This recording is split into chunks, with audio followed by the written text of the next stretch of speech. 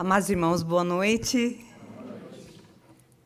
Sejam imensamente bem-vindos, abençoadamente bem-vindos. É com muita alegria que nós iniciamos praticamente a última semana. Ainda temos mais uma segunda-feira no mês de setembro. Mas podemos dizer que essa é a nossa última semana do mês de setembro, onde nós celebramos a vida, onde nós comemoramos a vida. Na medida em que setembro é o mês que nós trabalhamos mundialmente a prevenção àqueles que buscam partir para o plano espiritual antes de terem sido chamados por Deus. Então, nós estamos aqui, na maioria de nós tentamos nos comunicar hoje, nem todos receberam a mensagem, mas os trabalhadores da casa, em sua grande maioria, estão de amarelo, porque é a cor do mês de setembro. Então, alguma coisa amarela. A única coisa amarela que eu tinha era essa blusa. Essa blusa é um amarelo gema, então eu prefiro que seja assim, um amarelo sol, não é? Bem forte, para iluminar a minha vida e a de vocês. Outros têm um amarelo mais discreto, não é? Mais suave, mais confortante. O meu é para acordar vocês. Acordar porque a gente quer acordar mesmo. Porque a ideia hoje é falar de um tipo de crise muito estranha. É um tipo de crise difícil, inclusive, de a gente compreender à primeira vista. Então, eu vou pedir a ajuda de vocês, porque eu vou incomodar vocês hoje. Eu posso incomodar? Pergunta para a pessoa ao seu lado. Pergunta. Vira para a pessoa ao seu lado e fala: vamos dar força para a palestrante. Vamos aí. Eu vou precisar da ajuda de vocês hoje, porque existem alguns assuntos que eu gosto de chamar de doces. São assuntos sobremesa, onde a gente é reconfortado, a gente se sente bem, para aqueles que não... Enfim, o doce é sempre uma coisa... é uma metáfora gostosa, não é? Para aqueles que apreciam. Essa palestra é uma palestra espinafre, ok? De doce ela não tem nada. Mas eu vou procurar fazer com que vocês saiam, na medida do possível, se Deus me inspirar, como eu tenho pedido por todo o fim de semana, de que vocês saiam daqui adocicados de esperança. Que tal? Dá, então, para a gente segurar e amarrar o cinto de segurança? Não é tão ruim, não. Eu que fico fazendo uma onda, porque eu gosto de mexer com vocês. Muito bem. Nos diz o famoso filósofo grego, Sêneca, para um barco sem rumo, não há o quê? Não há vento favorável. Isso aqui é você, no barco da sua vida. Essa é a sua vida, não é? Você não quer a sua vida, você não quer o barco da sua vida parado na areia da praia. Vamos aí apagar a luz daquele lado. Ah, maravilha! Olha que lindo esse azul desse mar. Maravilhoso! Isso é você. Parar um pouco na praia para se refazer, para descansar, é muito gostoso. O problema é ficar parado nela, esquecer de voltar para o mar, não é? Então, vocês vejam que tem uma coisa muito interessante nesse barco. Vamos ver se alguém percebe. O que esse barco tem de especial? Ele não tem... Bom, ele não tem motor, mas existem alguns barcos sem motor. Com motor sempre ajuda. Quem que falou que não tem motor? Ah, então, você vê. A pessoa que disse, a primeira coisa que ela reconhece, que o barco não tem motor, essa pessoa é uma das mais determinadas que existe. Ok? Porque o barco dela tem motor. Imagina um barco sem motor. Ok? Então, você veja aí a mentalidade, a primeira coisa que ela notou. Muito bem. O que mais que vocês notam nesse barco? Não tem vela. Mas nem todo barco tem vela, mas vocês são muito, muito complicados hoje. Olha assim, uma análise simples. Ok, mas brincadeirinha. Um barco não tem vela. Por que você perguntou, professora? Meus alunos perguntavam isso para mim. Né? Eu faço uma pergunta, eu falei, nada disso, o que vocês estão inventando? Eu falei, você que perguntou. Agora, uma resposta democrática, não é? Então, coisas de professora. Eu queria ser médica, acabei virando professora. Uma vez professora, sempre professora. Você acaba ensinando mesmo quando as pessoas não querem ouvir. Né? De vez em quando eu recebo umas broncas, né, das pessoas mais próximas à minha vida. Não é? Lá vem você com as suas mensagens de vida. Eu falei, meu Deus do céu, eu esqueço que nem sempre eu posso e devo ensinar. Não é? De vez em quando eu fico dando conselho, tem que ser pedido, é uma coisa muito desagradável. Muito bem, mas as pessoas me corrigem, eu agradeço. Mas agora eu sou professora, né? Sou aqui. Então, me ajudem, meus queridos alunos. Ai, que saudade do meu tempo de cursinho. Tinha sempre o fundão. O fundão era o pior. Você tinha de fazer amizade com o fundão. Se você não fizer amizade com o fundão, você está perdido. Então, eu pergunto para o fundão, ok? O que é que está faltando nesse barco? Pessoas, ok, muito bom. O que mais? Remo! Porque isso aqui é um barquinho, gente. As pessoas que falaram, está faltando a vela, são mentes já... Olha as mentes, já arquitetando, já vêm coisas muito mais além. Já, o barco da vida delas, além de serem determinados, são belos. Você veja, não viu, falou, está faltando motor. Outro já não viu a vela. Então, já é olha o tipo de espírito aventureiro, que curte a vida, que quer estar, não é? Já precisa de velas para ter o vento da vida levando. Isso é muito bonito. Não sou psicóloga, mas, enfim, isso são coisas que interessante a gente observar. Mas, com certeza, de que adianta a gente ter um barco que não tem remo? Você concorda? Fundão, por favor. Sim ou não? Todo mundo concordando? Olha quem eu vejo lá no fundão. Olha, um aluno que não aparecia há muito tempo. Essa aula vai ser muito interessante. Então, brincadeiras à parte, meus queridos, sejam todos muito bem-vindos. Eu ouvi algumas pessoas vindo pela primeira vez, porque eu ouvi uma moça muito bonita, falou, estou vindo pela primeira vez. Que coração cheio de vida. A pessoa vem e quer dizer, olha, estou vindo pela primeira vez. Eu não a vejo aqui diretamente, mas isso é maravilhoso. Eu espero que a gente saia daqui e que eu faça uma boa impressão. Enfim, está sem remo esse barco. Está sem leme, mas está sem remo e, pior ainda, não tem ninguém nesse barco. A vida não é para ser oca. A vida é para ser ocupada, é para ser presente por um espírito único, maravilhoso, criado por Deus para brilhar. E esse espírito é você. Então, você existe e você não é um barco sem remos. Você não é um barco oco, mas você precisa tomar posse do seu barco. Você precisa tomar posse da sua vida. Porque imagine, você não quer ser esse barco.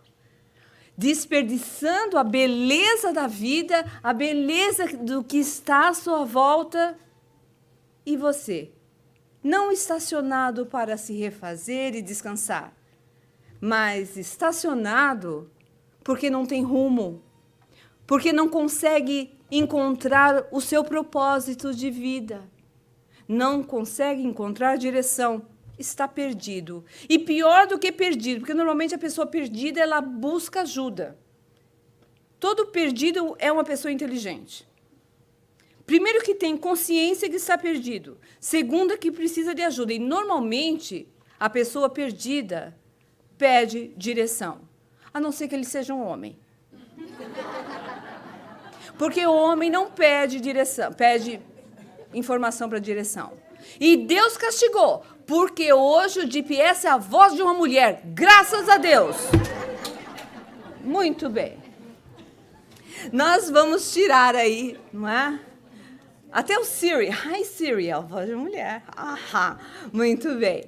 Ai, meu Deus, como essa vida é bela. Deus é Pai e os homens haverão de ouvir as direções. Muito bem. Nem que seja da voz de outra criatura. Muito bem. Estude vida. Foi da onde foi tirado esse estudo na noite de hoje, do capítulo 26. É um capítulo que... aliás, a mensagem, melhor dizendo. Esse livro foi psicografado por 2 médiuns. Metade pelo Chico Xavier, metade pelo Valdo Vieira. As primeiras mensagens são psicografadas por Chico, e o mentor é Emmanuel, e as outras são por André Luiz. Então, a mensagem aqui, da qual nós tiramos o assunto de hoje, crise sem dor, vem desse livro. Esse livro é portentoso. É um dos livros que, em termos de estudo direcionado, as mensagens são impressionantes. Você realmente pode aplicá-las à sua vida. A segunda parte desse capítulo é muito intensa, só que eu não vou dizer qual é a mensagem. Eu vou apresentar no meio da palestra em si. Muito bem, começa Emmanuel dizendo que as crises abertas são muito fáceis de serem reconhecidas. Você fala da doença, você fala de problemas financeiros, de problemas afetivos, perdas de seres amados, sacrifícios do coração, dificuldades, desafios, enfim. Esse tipo de crise todo mundo sabe reconhecer e busca solucionar. São as crises normais, são as provações e os desafios da nossa existência. Mas aí ele se refere a um outro tipo de crise, uma crise muito esquisita, como nós comentamos, que são as crises sem dor. E que crises são essas? São as crises disfarçadas. São as crises disfarçadas e elas são extremamente perigosas. De que tipo de crise que nós estamos falando aqui? Não é? Nós vamos estar falando de crises do tipo... vamos ver, me dê uma crise disfarçada. Como? A depressão? A depressão não é uma crise disfarçada, não. Não é, não. Ela é uma crise muito consciente. A pessoa sabe que está depressiva. É um bom exemplo, né? Porque é muito parecido com um tipo de crise aqui. A ansiedade, muito menos. A pessoa ansiosa, ela tem palpitação, tem suor frio, formigamento, dor no estômago, aperto no estômago, na garganta, ela sente até coisas físicas. E as pessoas que a conhecem até percebem. Então, a ansiedade não é uma crise disfarçada. A insegurança ela pode ter suas nuances. Você quer disfarçar a sua insegurança, não é? Ela pode ser escondida, sim. Mas o objetivo principal da análise de Emmanuel, na realidade, não são as coisas que nós realmente percebemos. Ele se refere às crises disfarçadas por um processo psicológico interessantíssimo. Nós buscamos ignorar essas crises. As crises disfarçadas são as crises ignoradas. Elas existem. Nem sempre as pessoas que nos amam, os nossos amigos e familiares, inclusive, nem percebem que você está vivendo a crise. Você tem a impressão, você sente que está fora do centro, mas você não admite. Essa é a crise mais perigosa. A crise que você ignora e, pior ainda, que você não admite. Então, nós vamos aí, não é? Nos diz nosso querido Jung, O que não enfrentamos em nós mesmos, acabamos encontrando no destino. O problema das crises sem dor é que a pessoa fica num estado de apatia muito grande. Primeiro que ela ignora, primeiro que ela realmente faz de conta que o problema não existe e continua a viver. E a sua vida fica assim num marasmo. Ela não tem rumo, ela não tem remos, ela não quer nem encontrar os remos e muito menos pedir ajuda. Essa é uma crise verdadeira, a crise que é ignorada e não é percebida. Se as pessoas que convivem conosco são pessoas de um insight psicológico mais profundo, são capazes de, talvez, perceber e tentarem nos auxiliar. Mas, normalmente, a pessoa que está vivendo a crise sem dor, nem ouvir conselhos ela quer. Ela disfarça o problema, ela encobre o problema e, realmente, como nós dissemos, muitas vezes ela não tem consciência total do problema. A vida é pedagógica. Nós viemos para a reencarnação com o propósito de crescer. Então, a vida é paciente conosco. Ela espera nosso processo de amadurecimento. E a gente vai indo. E a gente vai indo. Quando a vida vê, aca Deus, que nós estamos alimentando aquela postura de um certo orgulho e presunção frente à própria vida, a vida dá um jeito de nos acordar.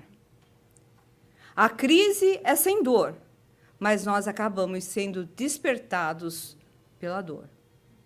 Infelizmente, a pessoa que está nesse estado de apatia espiritual, ela normalmente, com exceções raras e excelentes, ela normalmente só é acordada com a dor.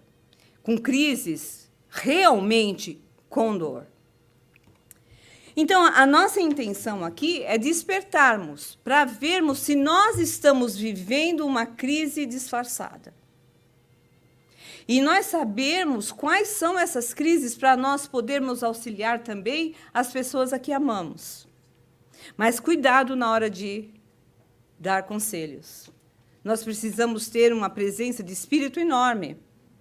Primeiro, se você sabe que a pessoa já é normalmente arrogante, por mais que lhe seja querida, se é um espírito orgulhoso, a pessoa não vai querer ouvir os conselhos. Então, você precisa usar a sua criatividade para tentar chegar ao ponto que você busca por vertentes diferentes. Usar a sua imaginação, a sua criatividade e lembrar que, normalmente, as pessoas que estão vivendo essas crises disfarçadas, buscando ignorá-las, elas já estão em estado hipnótico. É uma auto-hipnose e é uma hipnose espiritual, de espíritos que não nos desejam o bem.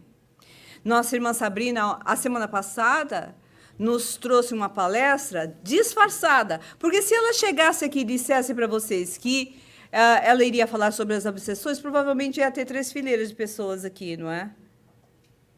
Mas ela veio com um título iluminado. E nós saímos daqui orientados, esclarecidos e sem medo de espírito. O importante é isso. Muito bem. Olha que bonitinho. Olha que gracinha. Que bicho que é esse? Muito bem. Emmanuel nos diz, a primeira crise disfarçada, não é? Quando nós nos acomodamos com a inércia. É uma forma elegante de dizer quando nós nos acomodamos com a preguiça, a pretexto de ter trabalhado em demasia. Então, eu vou usar aqui um exemplo clássico, ok?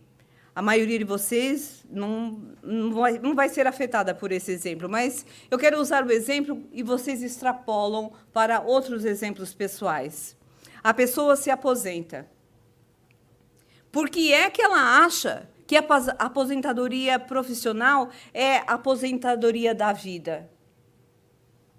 E existem pesquisas que mostram que as pessoas que se aposentam profissionalmente e não assumem outras atividades, outros interesses, elas declinam exponencialmente, não é geometricamente. Fisicamente, a energia, o corpo começa a travar, a cabeça também. Né? Então, a pretexto de trabalhar em demasia, a pessoa diz, já fiz demais. A pretexto de ter dado muito num casamento, por exemplo, a pessoa diz, chega, já fiz demais.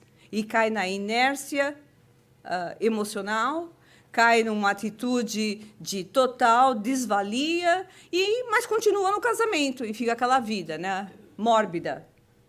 Porque nem você sai de uma relação desestruturada e você continua, fica lá, o mórbido e a mórbida. No marasmo da morbidez.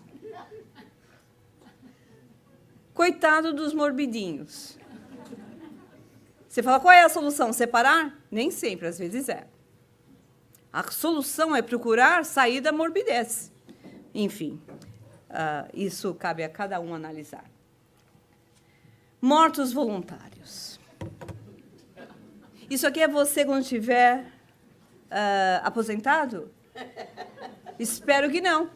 Espero que não, não é? O pior é que muitos não estão nem na década de 70 ainda. Estão nas de 30 e 40 e estão nessa posição, com o controle na mão e o hambúrguer na outra. Ou é a pizza, ou é a garrafa de cerveja. O celular é um outro tipo de problema. Não é? Mas é aquilo que vai te deixando cada vez mais lerdo, mais devagar, mais ausente da vida. É essa segunda parte da vida, ou melhor, a segunda parte da mensagem que André Luiz se refere. O título da mensagem é fortíssimo. É Mortos Voluntários. São pessoas que são vivas, mas escolheram viver nesse estado de inércia, de inação, de tudo. A pessoa parou, não tem marasmo mental, marasmo emocional. A pessoa mal sai de casa, e não é porque tem fobia, é porque está lá. E vai indo, não é? Muito cuidado se você trabalha em casa. O meu escritório está fazendo uma enorme reforma. E já faz 3 meses que eu trabalho em casa. Eu vou dizer para você que tem sido uma grande dificuldade de concentração. Eu diria que esse é o período que eu estou sendo menos produtiva, provavelmente na minha vida inteira. Porque é o cachorrinho que late, é o cachorrinho que pula em cima de mim, é o UPS que aparece, é o Amazon Prime que, graças a Deus, chega, não é? Eu que nunca pus almoço para o meu marido antes, 3 horas da tarde ele chega. Ele tem outro esquema de trabalho, outro horário, não é que ele para a vida dele às 3 de forma alguma. Aliás, trabalha mais do que eu, 6 dias na semana. Mas chega ele lá com fome e eu vou lá, eu paro o meu serviço. Então, um dos serviços que eu levaria umas 6 horas para fazer, tem dias que são 7h30 da noite, 8 horas eu ainda estou na frente do computador. Não é? E é uma coisa, eu passo pela cozinha, eu vejo a pia. Aí eu lembro que tem o laundry para fazer. Aí começa a me dar uma confusão mental. Eu falei, meu Deus do céu, deixa eu assistir televisão. Aí eu falei, quer saber? Eu vou fazer aquela mensagem, eu vou fazer uma palestra sobre aquela mensagem é para mim. Eu estou ficando o morto voluntário. Eu estou lá almoçando, eu ligo a televisão, Star Trek Next Generation, Captain Picard, estou lá eu analisando. Em vez de ver, sabe 15 minutos que eu gravo tudo, antes eu só via 15, agora eu estou vendo o programa inteiro. Eu falei, estou ficando desesperada. Eu falei, sem televisão agora na hora do almoço. Um silêncio na casa. Estou depressiva. Estou ficando depressiva. Muito bem. A questão é que essa apatia pode realmente afetar muitas idades. Aliás, todas as idades. Não é? Você pode realmente ver a pessoa que foi produtiva profissionalmente, ativa, não é? Construiu uma vida e está absolutamente perdido. Aqui não mostra a frase, mas a mulher cai numa tana em cima dele. Não é? Ele já atordoado, já com aquela resposta visual clara, que nem ouvir mais o que a mulher está falando, ele ouve mais. Não é? A pessoa já muito perto, se não já tiver entrado num real estado de depressão. Não é? Mas esse estado de apatia pode nos atingir na primeira juventude. Aqui nós temos um rapaz que provavelmente deve ter uns 16 anos. Não é? Aqui uma moça que deve ter uns 25. Outro aqui que está parecendo eu na hora da televisão, do Star Trek. Não é? Só que eu tenho, em vez da pipoca, eu tenho um almoço aqui. Não é? Só que eu não fico com essa cara, né? Mas eu fico começando a ficar agoniada. Um dia, se eu continuar a assistir televisão na hora do almoço, eu vou ficar com essa cara. Não é? É o morto voluntário. A vida está acontecendo e você não está vivendo com ela. E aí, Emmanuel nos diz, os que desanimam de lutar e trabalhar. Agora, realmente no sério, no lado sério e profundo dessa mensagem. Os que desanimam de lutar, os que desanimam de trabalhar, renovar. Nós estamos no século XXI, 2019 é para a pessoa que tem 13 anos, para a que tem 23, para o que tem 53 e para o que tem 83. Não existe desculpas. Sob do ponto de vista do espírito imortal, não existe desculpa para a pessoa se acomodar. No sentido de dizer, o meu tempo já passou. Eu realmente cito a minha sogra. Ela tem 93 anos. A voz dela é de uma mulher de 30. A cabeça dela é de... Eu, sinceramente, diria que é a minha cabeça. E a minha cabeça é muito boa. A minha memória é incrível. Quem que está rindo? Não foi um exemplo bom, né? Voltando à minha sogra, que eu de vez em quando eu comento, porque eu realmente acho importantíssimo a gente lembrar da importância da leitura, porque a leitura para o cérebro é igual exercício de ginástica, training, running para o corpo. Ela é uma águia. Uma águia. O corpo dela já aparenta a idade, mas não a mente. Ela lê coisa de 2 a 3 livros por semana. Ela conversa com você de tudo. E eu vi isso no meu avô, quando ele ainda estava encarnado. No caso dele, ele não lia livros, mas ele lia jornal. Estava sempre lendo. Ele foi fazendeiro, 3 horas da manhã, ele fazia o almoço, o cafezinho dele e estava lá lendo o jornal. Eu entrava no quarto dele, estava sempre lendo. Um homem que conversava de tudo. Então, a leitura é essencial. E eu ouço pessoas com 30, 40, 50 anos dizendo eu tenho preguiça de ler, eu não consigo ler, eu sinto sono. Claro, porque o seu cérebro está adormecido. Você precisa despertar o seu cérebro. E vai doer. E como é que dói? A dor da leitura é uma dor diferente, porque você começa a ler e você começa a sentir, desculpe, um imbecil. Porque você lê um capítulo, ou um desmemoriado, você lê um parágrafo, você não entende nada. Você lê o outro, já esqueceu o que foi dito no anterior.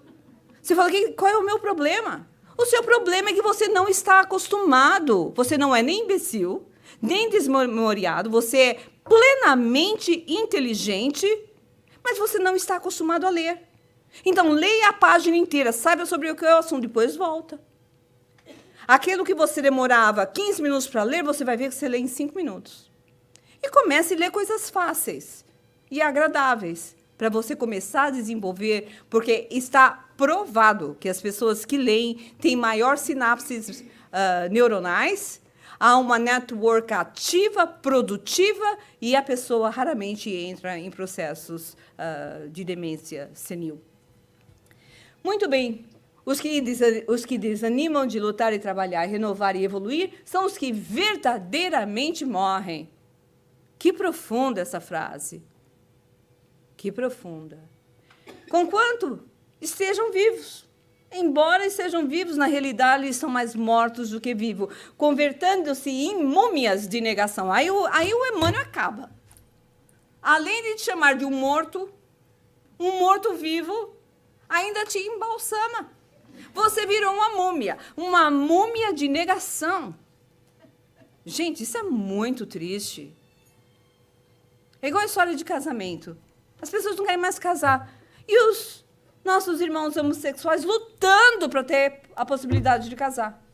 É uma coisa incrível. Nós, cheios de vida, alguns com alguns problemas físicos de saúde, mas continuando, ainda estão ativos, e com tudo à nossa mão. Parece mais uma múmia ambulante. Uma múmia de negação da própria vida. Que tristeza. Aí você fala, mas eu estou depressivo. Mais isso. Mais aquilo. Lembra daqueles filminhos bonitinhos de terror? Sabe aquela múmia que vai andando, e toda a gás e vai soltando? Se você se viver, se sente como uma verdadeira múmia de tanta dor, de depressão, começa a andar. E vai andando, fica imaginando, começa a tirar, fazer piada com você mesmo. Eu sofri de depressão há 10 anos atrás. Uma depressão muito, muito séria. A minha vontade era dormir. Não tinha outra vontade. Eu ficava quase em estado de torpor. Me mediquei, me tratei, tratamento espiritual em cima de tratamento espiritual. Passou, águas passadas e superadas. Muito bem. Mas uma das coisas que eu fiz, e acho que fiz bem, foi exercitar. Agora, o meu exercício era uma piada, porque falei assim, eu não consigo mais correr, porque eu adorava correr. Então, eu não conseguia, porque eu não tinha energia naquela época, depressiva do jeito que estava. Então, lá fui eu. Eu ia andar. Gente, sem brincadeira, eu andava com o olho fechando. Sabe quando você está perto de dormir? Com o olho pesado? Eu falei, eu vou sair desse buraco, eu me enfiei. Não sei como eu me enfiei, mas eu vou sair dele. Lá ia eu, andando, me arrastando. E eu estou correndo. Muito bem. Ainda, convertendo-se em múmias de negação e preguiça, ainda que a desencarnação passe transfiguradora por eles, prosseguem inativos na condição de mortos voluntários que recusam a viver. O que ele está dizendo aqui? Mesmo essa pessoa passando para o plano espiritual, ela vai continuar mumificada. Pode vir até a morte do corpo, mas o espírito continua. E, graças a Deus, hoje estamos no século XXI, onde nós temos evidências inúmeras. E, muito provavelmente, até o final do século, teremos provas de que o espírito continua a viver. Eles já conseguiram, nós podemos dizer, provar, né? Que a consciência continua, eles não chamam de espírito, por 20 minutos. Eles já conseguiram esse número, não é? Eles não sabem o que acontece depois dos 20 minutos, mas a gente sabe que a vida continua, então 20 minutos já é um bom começo. Um segundo elemento que Emmanuel nos chama a atenção, em termos de crise sem dor, é a ambição. Aí, aquela ambição, então nós usamos aí essa imagem, imagine esses cubos como sendo outras pessoas. É a ambição sem propósito, ou despropositada, aquela que passa por cima dos outros para conseguir o que deseja. Então, ele diz, nas ocasiões em que exigimos se nos faça o próximo, arrimo em débito. Você não tem o direito, é isso que ele está dizendo, no jogo da usura ou do ataque da ambição. Você não tem o direito de se utilizar daquela situação, daquela circunstância ou daquela pessoa para conseguir o que deseja. Aí, já que está tão forte, começando a ficar pesada a nossa conversa, por que não distrair, não é? Cebolinha dizendo, quem ela pensa que é para fazer isso comigo? Não é? Foi passado para trás pela Mônica. Não é? Quem ela pensa que é? Aí começam os processos seculares de vingança, não é? De ódio. Você foi usado e abusado e não perdoou, aí vai lá, volta como Cebolinha, não é? Em outra reencarnação, não é? Quem sabe? Agora, cuidado, em nenhum momento o Espiritismo condena, aliás, o Espiritismo não condena absolutamente nada, ele apenas diz o que é, a pessoa decide e faz o que deseja, não é? O que escolhe. Em nenhum momento há uma condenação da ambição. A pessoa que não é ambiciosa, por nada cai na apatia. Não tem objetivo nenhum, não tem propósito nenhum. Existe, sim, um nível de ambição saudável. Certo, gente? Certo? Aquilo que você quer melhorar, que você quer encontrar, que você quer alcançar, você quer produzir, você quer crescer como pessoa, você quer crescer materialmente, você quer um melhor carro, uma melhor casa. O problema é o seu objetivo ser apenas as coisas materiais. Certo? Mas as coisas materiais nos dão imenso prazer. Não existe nenhum problema com isso. Então, é uma ambição saudável, não é? Gostosa, porque você desenvolve a inteligência, desenvolve maneiras diferentes de pensar para atingir o que deseja e vive melhor, porque você busca mais. Mas viver apenas para isso é o grande momento da humanidade, já faz alguns séculos. Então, é importante a gente lembrar disso. Existe uma diferença entre aquela ambição saudável, que é sinônimo de aspiração, de projeto, de risco, de movimento, de liderança, com aquela que é exatamente o contraposto. Não é? A pessoa é uma gananciosa. Não é? Ela busca apenas o ganho, ela não vê o projeto, ela vê a totalidade, ela não quer... O risco dela é arriscando os outros, não é?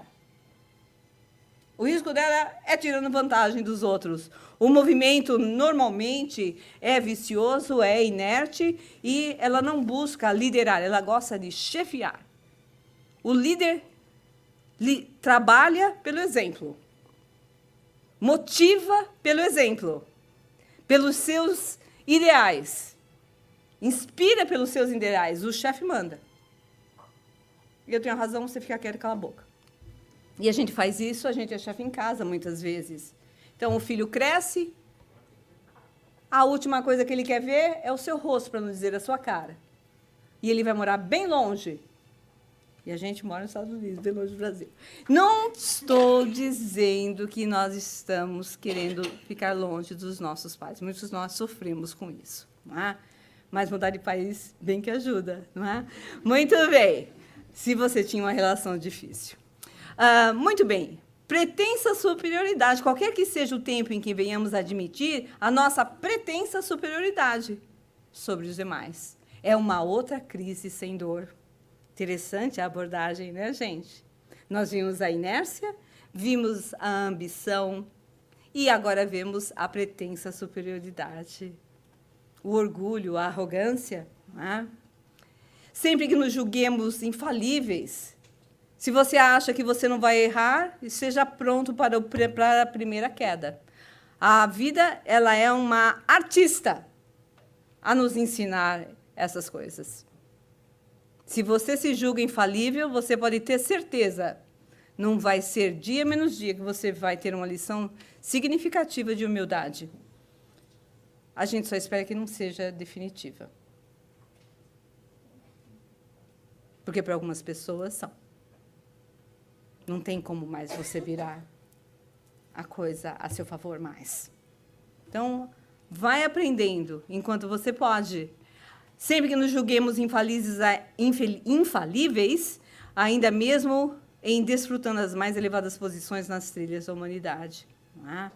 É o nosso companheiro de vida de séculos, o nosso orgulho. E aí, obviamente, não é? Eu não acho que ninguém se identifica com essa moça, mas a expressão é típica. Se bem que tem gente que olha assim por cima, porque tem 3 vistas, né? Trifocal. Se bem que é progressivo, não é?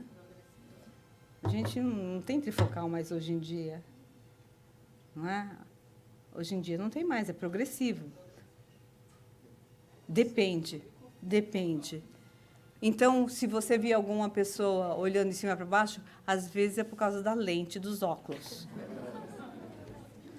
Muito bem. Nos diz Emmanuel que toda vez que nos acreditemos tão supostamente sábios e virtuosos, que não mais necessitemos de avisos e corrigendas nos encargos que nos são próprios. Essa pessoa é a mais difícil de atingir. Ela se acha boa e a boa. Ele se acha bom e o bom. E acha que não tem problema nenhum. A vida dele está ótima.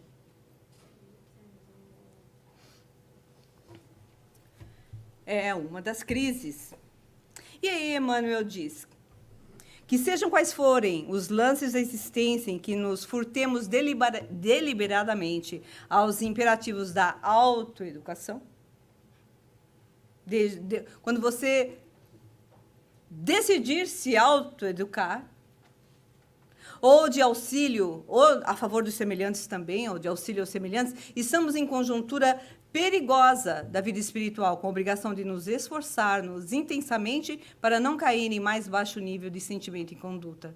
Então, cuidado, toda vez que nós nos furtemos a nos autoeducar ou auxiliar aos outros, aí ele nos fala claramente, você está num um momento perigoso de sua vida.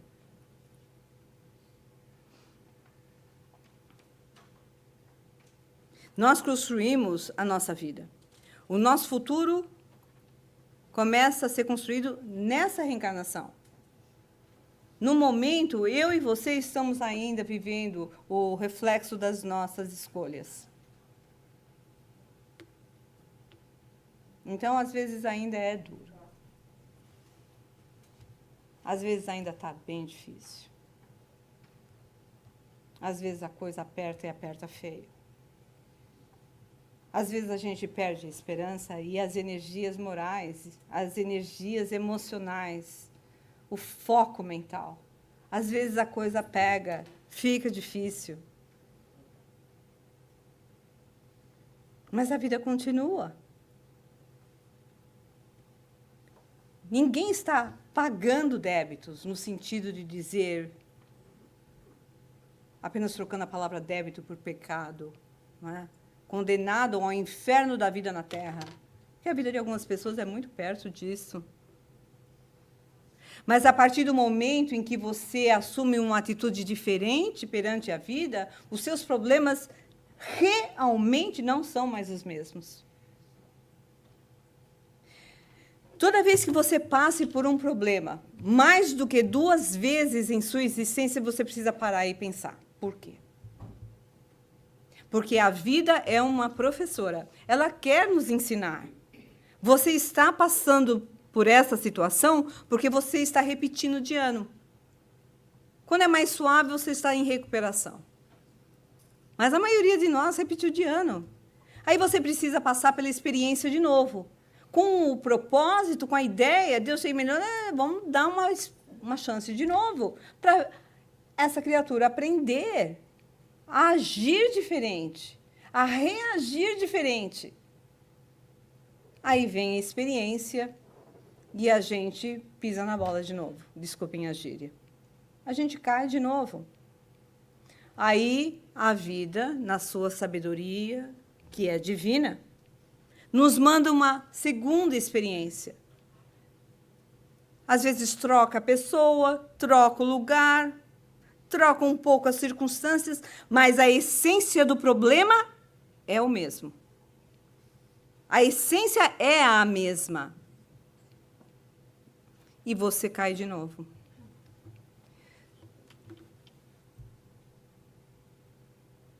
A ideia é que se você estava distraído da primeira vez, ou não percebeu a gravidade da lição, você até pode escorregar a primeira vez, mas a segunda tende a estar mais evidente, tende a estar mais claro. Nós precisamos estar atentos. Quantas vezes, pare para pensar agora, todo mundo pensando, quantas vezes você está passando pelo mesmo problema?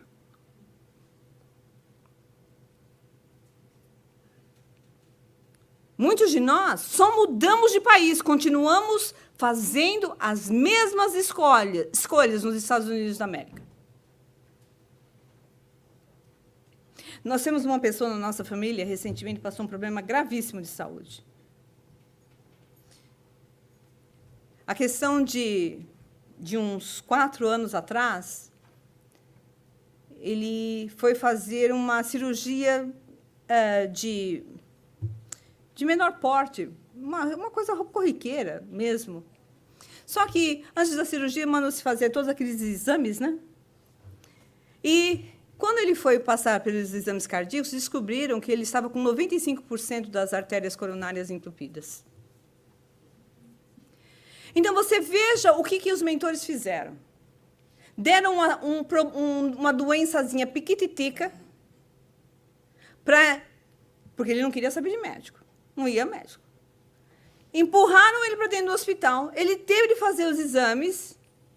E aí se descobriu que ele tinha um problema gravíssimo. Ou seja, ele estava a ponto de ter um ataque cardíaco a qualquer dia, a qualquer momento. Vieram, colocaram estentes. Ele passou a viver normalmente. Fumando até o mundo não acabar mais. Comendo de tudo. Que você fala, Senhor, magro ele era. Maravilha. Primeiro metabolismo bom tinha. Aí vem um câncer. Um problema realmente muito grave. Um câncer de fígado. Ele teve uma situação onde ele foi auxiliado por um médico que apareceu que parece não, a gente pode dizer que foi enviado por Deus. Uma situação impressionante, porque ele estava assim 2 meses no hospital, não sei como é que até que o seguro pagava uma coisa daquela. Veio o médico, fez uma operação de 12 horas por robótica, que custa milhares de dólares. Assim que a pessoa estava no hospital, saiu da UTI, começou a pensar um jeito de querer acionar o outro hospital que não tinha descoberto o problema. Caindo na mesma faixa vibratória. No mesmo problema.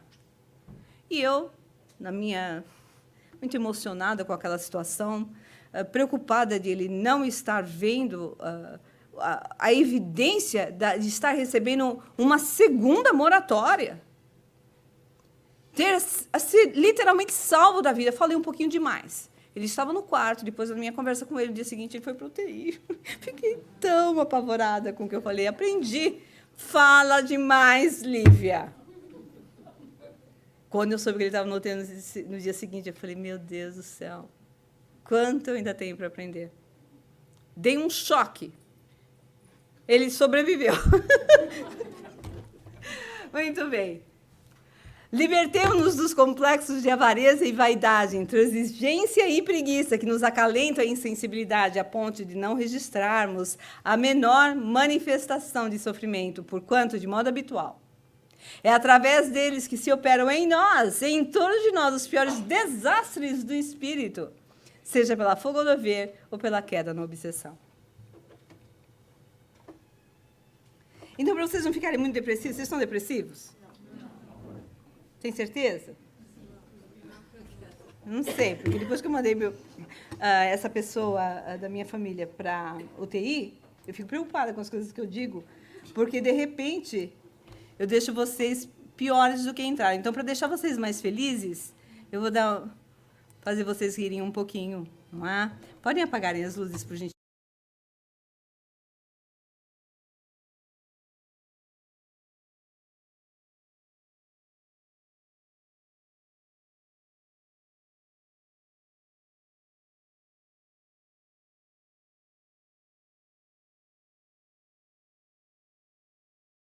Aqui, ó. Na casa da minha mãe, Entendeu? Pagar as contas só vão vencer semana que vem, cuidar da loja e essas outras coisas que estão aqui escritas, entendeu? Ó, o que não der pra você fazer, deixa que eu faço quando eu voltar. Voltar da onde, Thiago? Das minhas férias. Que férias? A loja na situação que tá e você vai viajar? E pior, não vai me levar, né? Eu não vou viajar, entendeu? Vou tirar férias da minha reencarnação. É o quê? Tá difícil, cara. Tá outro. Veja como você mesmo falou, a loja tá quase falindo. Minha mãe doente, nosso casamento indo pro brejo. Cara, se não tiver um tempo pra mim, eu vou tirar. Tá. E eu posso saber como é que você vai fazer isso? Não é simples. Quando a gente dorme e sai do corpo, então, eu só preciso dormir umas 2 ou 3 semanas a mais. Eu posso relaxar numa colônia espiritual, posso fazer uma trilha no umbral, entendeu? Vou fazer arte nas nuvens, do lado de Guardiano. Sempre tive vontade de fazer isso, mas não tinha coragem. Mas aí fora do corpo é mais fácil, né? Melhor de tudo é feito de dentro. Ai, que ótimo. E eu posso saber como é que você vai conseguir dormir por tanto tempo? Então, isso vai ser o único custo que eu vou ter, porque eu vou ter que pagar o anestesista para monitorar. Não, mas eu já resolvi. Porque eu tenho um amigo que estudou comigo, vai fazer um preço bem camarada. Tiago, não é assim que funciona. A gente vem pra Terra em regime de tempo integral, não tem férias. Mas quando a gente dorme, o espírito não fica um tempo livre? Eu só preciso de mais um tempo. Não, mas ele fica livre o tempo necessário para recarregar as energias do corpo físico e para o próprio espírito ter algumas horas de liberdade. Algumas horas, não semanas. Além do mais, seria um desperdício, né, de tempo super valioso que a gente tem para se melhorar. Mas eu não estou dando conta, Raquel, é um estresse na minha vida, cara. Ai, adianta fugir dos problemas. Quando você voltar aí das suas férias, vai estar tudo do mesmo jeito. O que você tem que fazer é ir resolvendo uma coisa de cada vez. Como? Ó, o primeiro passo você já deu, que é identificar as suas tarefas. Essa lista aqui que você deu para eu resolver por você, então, pega essa lista, vai colocando por prioridade e vai resolvendo uma de cada vez. Não dá pra gente querer encarar tudo de uma vez. Assusta mesmo, a gente não dá conta. Tá bom, mas eu não tem jeito, né? Ah, mas vê se me coloca aí na sua lista, né? Que o nosso casamento tá do jeito que tá, porque geralmente eu não sou sua prioridade. Mas eu também não estou nas suas. É, tem razão. Vou fazer uma lista também. Vou colocar você no topo. Né? Tá bom. Vou botar então aqui você em primeiro lugar. Quer dizer, primeiro não. Primeiro vai ser retomar a pelada lá os domingos com a galera, mas depois nem assim. Tô brincando.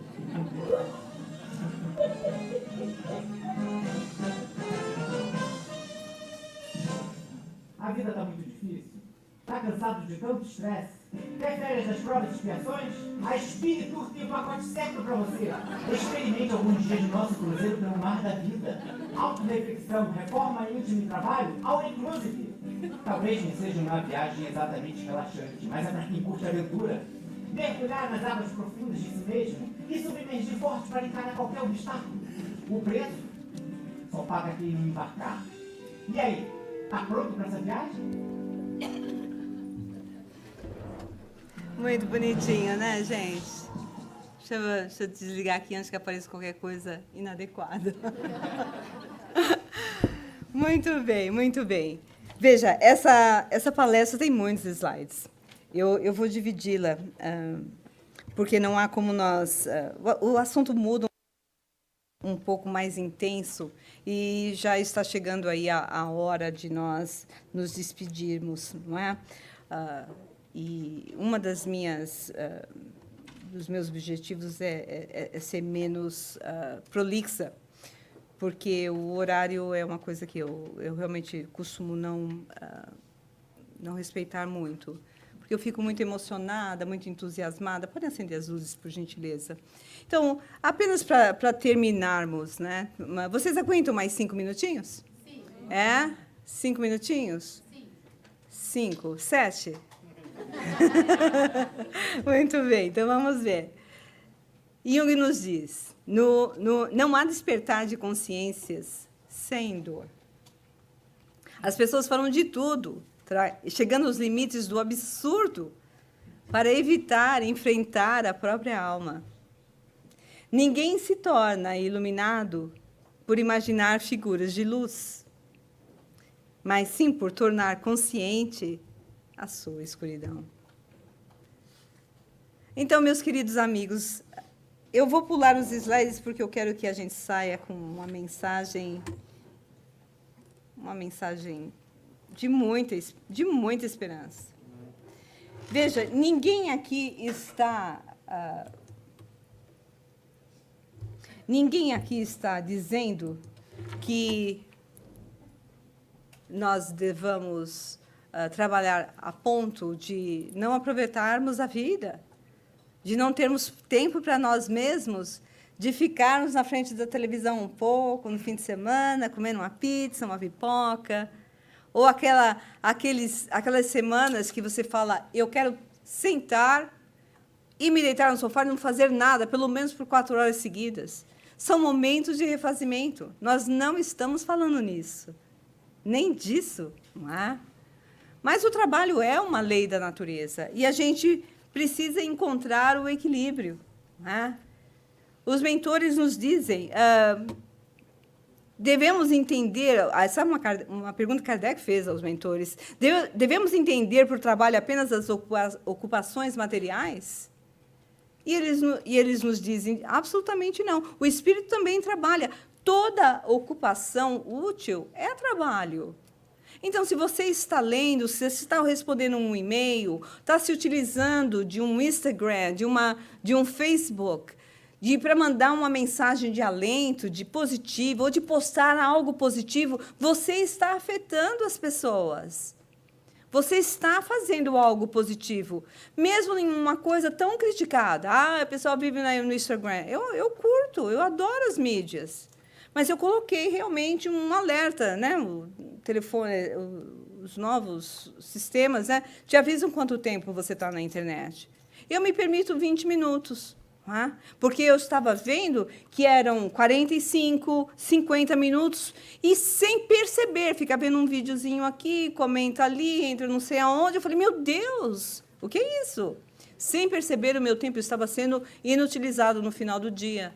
E eu comecei a acostumar. Eu falei, opa, isso virou um hábito e eu vou cortar, e vou cortar agora, porque o hábito não vai me dominar.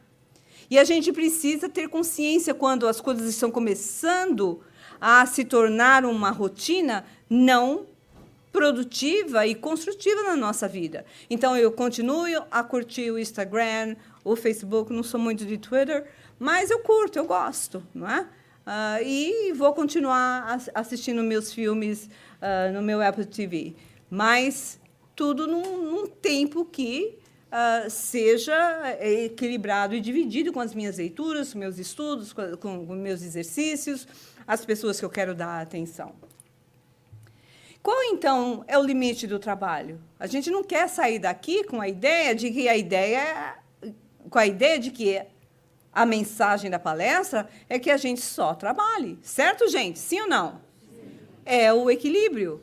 E existe, sim, um limite para o nosso trabalho. Kardec perguntou aos mentores, o que você acha? O que vocês acham?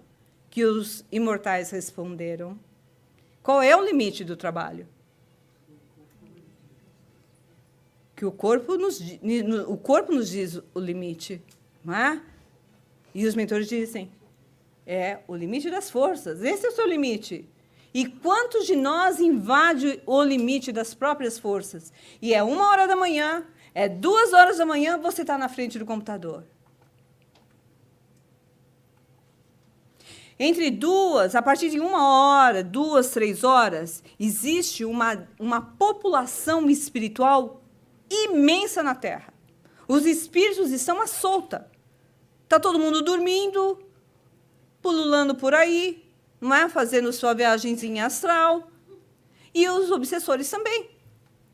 Então, está você 2h da manhã, 3 da manhã, na frente de um computador, onde você deveria estar renovando as suas energias, e, de repente, você começa a perceber influências espirituais. Os médiuns percebem. O computador desaparece, você acorda super mal, porque não há como você refazer as suas energias, mesmo você dormindo até 11h da manhã no dia seguinte, porque o corpo tem um circuito, um ciclo circadiano, que vai com o sol, não é? Então, o teu corpo, por mais que você não queira, ele tem um ciclo. Então, você pode ficar até o meio-dia na cama, você vai acordar exausto. Você vai acordar, se não exausto, mentalmente cansado. E as suas energias começam a depletar. No que suas energias começam a depletar, você começa a se tornar o quê? Vulnerável. Então, se você for uma coruja, tipo eu comecei a perceber o que estava acontecendo. Eu estava fazendo palestra 1h30 da manhã, parecia um tetel. De repente, explodia o computador, desaparecia, perdia tudo. Falei, meu Deus, mas está no save automático a cada 5 minutos. Paf, te sumia. Aí eu começava a sentir, porque eu vejo espírito, eu sinto espírito, aí eu começava... Você não está na hora de ir para a cama. Ai, meu Deus do céu. Aí já começava a pedir ajuda para mentor. Por favor, me ajude. Por favor, mande os mensageiros. Aí um dia como que ouvi meu mentor dizer, a gente pode mandar os mensageiros que for. Nós sempre vamos lhe auxiliar. Mas os mensageiros têm muita ocupação à noite, não é? Com pessoas realmente necessitadas. Então, se você não está necessitando de nós e está pedindo ajuda por sua indisciplina, a gente, de repente, pode ser que não possa aparecer, não é? Já mandou até respirar, porque eu lembro disso, eu lembro dessa mensagem, começa a me dar palpitação. O telefone fala, respire. Eu falei assim, meu Deus, olha, quando o mentor nunca dá bronca, mas quando eles dão bronca, eles arrasam. Então, olha, mas querendo que a gente... melhore. Chega, mas o que a gente faz para o negócio parar de... Já respirei, estou viva. Muito bem. O repouso também é uma lei natural e a gente deve buscar usufruí-la, não é? E para finalizar, meus queridos, isso aqui é você. Eu vou pedir para alguém colocar a música, por favor. Apagar as luzes. Nós vamos fazer um instante de reflexão. E eu quero que vocês olhem bem para essa imagem e vocês vejam o fim do ciclo da sua existência na Terra. Como é que nós vamos estar? Nós vamos deixar para trás essa árvore cheia de verde, beleza e frutos? Ou nós seremos ramos ressequidos, sem ter feito a menor diferença onde passamos? Como é que nós vamos estar chegando no plano espiritual depois da bênção da reencarnação? Espíritos fortalecidos, promovidos pelo trabalho e pela autorrenovação, ou espíritos raquíticos? Vamos então, queridos irmãos, vamos mentalizar uma imensa árvore, porque a vida é muito mais do que existir. A vida é muito mais do que estar presente no corpo. E agora vocês vão, por favor, abrir os olhos e ver essa árvore. É essa árvore que você vai mentalizar, promovendo o crescimento das suas raízes nesse solo de Deus que é a vida, sendo renovado pela energia, pela seiva divina, que nos dá o tônus vital, o fluido vital, para finalizarmos a nossa missão. Todos nós temos uma missão na Terra. E se não a soubermos, se não conhecermos, se não tivermos descoberto ainda, lembremos que, pelo menos, a ideia é você sair melhor dessa vida do que entrou. E eu também. Por isso, que nós possamos ser como essas árvores de luz e beleza, firmes, com raízes profundas, com a fundação segura, mas com a nossa copa aberta para o céu, para as coisas da luz, para as coisas do Espírito, a fim de nós podermos ser inspirados, a fim de nós sermos favorecidos, nos ser mostradas soluções de problemas que nós nunca havíamos cogitado antes. Os mentores inspiram quando nós abrimos as nossas antenas celestes, quando nós abrimos a nossa psicosfera. Porque se nós não ocuparmos o nosso corpo, não ocuparmos a nossa mente, tenhamos a certeza que outros quererão ocupá-la. E serão entidades que não lhe querem bem. Então, que o seu espírito esteja presente na vida. Que o seu espírito esteja dono do seu barco. E que você e eu busquemos novos remos se os nossos estiverem quebrados. Busquemos ajuda para construir de novo o nosso barco se ele já estiver furado. Porque existem carpinteiros da vida que Deus nos envia para nos auxiliar e promover a nossa vida de novo. Nós não afundamos ainda, amigos.